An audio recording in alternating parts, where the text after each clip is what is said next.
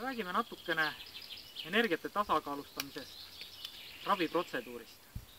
Mis toimub, millises seisundis tuleb inimene minu juurde ja mis siis hakkab juhtuma selle tasakaalustamis energiate puhastusprotseduuri juures. Enamikul juhtudel, kui inimene tuleb minu juurde, siis ta on mingil määral eksinud. Ta on justkui mina praegu siin võsas. Ta ei näe suunda sealt välja. Igal pool on kuskil mingi võsa on ees. Tal on raske orienteeruda.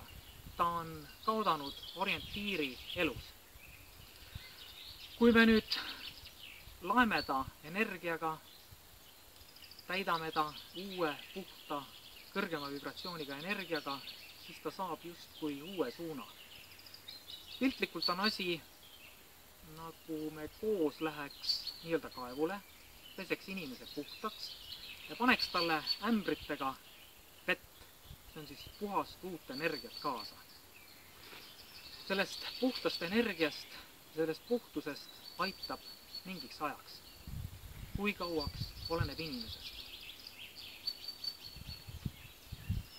Ta saab selle uue energia kaudu nagu mingisuguse avarama maailma pildi.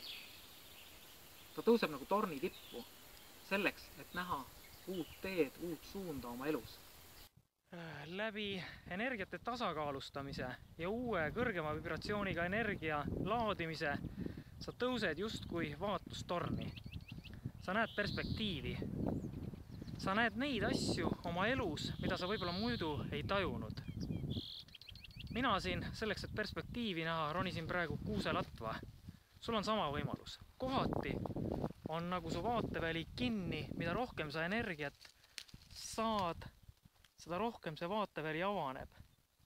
Sa tajud, kuhu sa tahad elus suunduda, sa leiad oma visiooni.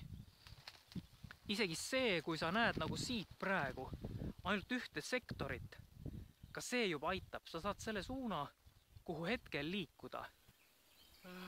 Kui ta nüüd selle energia ära kasutab ja see on loogiline, et ta kasutab, siis tundub nagu ainus võimalus oleks see, et ta tuleb uuesti siia minu juurde, saab uue puhastuse, saab uuesti need ämbrid nii-öelda energiat täis ja läheb uuesti õnnelikule minema. Mina olen siis nagu mehaanik, kes vahetab amorte, inimene tuleb, sõidab ühed amordid läbi, sõidab ühe paagitäie bentsu läbi ja siis ta tuleb uuesti siia, et tankida. Ausalt öelda seda süsteemi ma ei taha. Ma ei taha olla see niisugune pardamehaanik või bentsujaama töötaja. Mina pakun inimestele välja, et nad hakkaksid ise oma energiataset hoidma, tõstma oma vibratsiooniga, oma maailmavaate, oma eluvisiooniga tegelema.